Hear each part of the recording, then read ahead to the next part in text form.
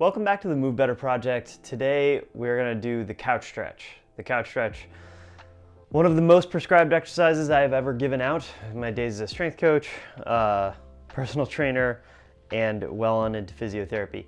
So basically a stretch that really hits the rectus femoris muscle. Rectus femoris is one of the four. Ziggy's just groaning just thinking about doing the couch stretch. I know, buddy.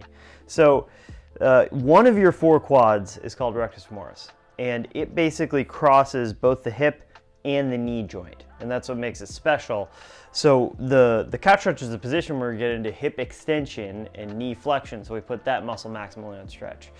But it's not just a one muscle stretch, it's really a position of getting into hip extension and knee flexion, and it's gonna catch whatever is tight for the person who does it.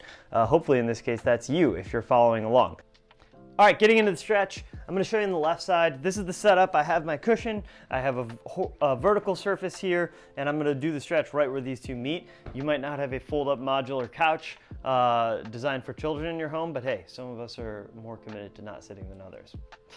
Anyway, I'm gonna get set up here. Knee goes in the corner. That's step one. So I'm stretching the left leg here. Knee's gonna go in the corner.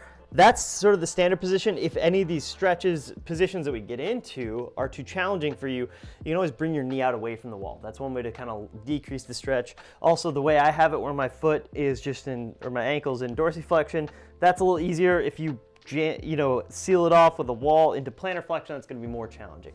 All right, so position number one, knees down, hands are down. I'm just creating this posterior pelvic tilt. My left glute is working really hard, tucking my tailbone underneath, getting my lower back totally flat.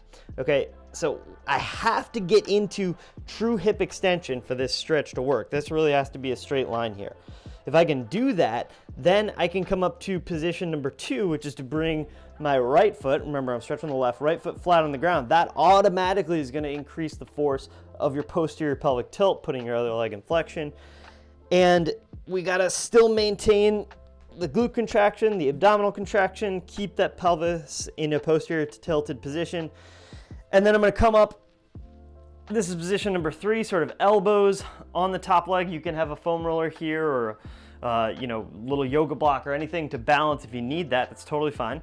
And then position number four, kind of the final frontier for me, is trying to get into even more knee flexion and hip extension, and right about there, that's where I start to lose it. I can't quite get my glute contracted, my lower back starting to work really hard, so I would back off and probably go about here. That's where I'm at today. But the key with this is that if it's too challenging for you or too easy for you, whatever your situation is, you can modulate the stretch, and you can move your knee farther away from the wall, you can let your foot off, you can stay in a lower position. Those all make it easier. Obviously, knee close to the wall, toe pointed, bring it all the way up, and that's gonna make it harder. Everybody pretty much in the world has tight quads.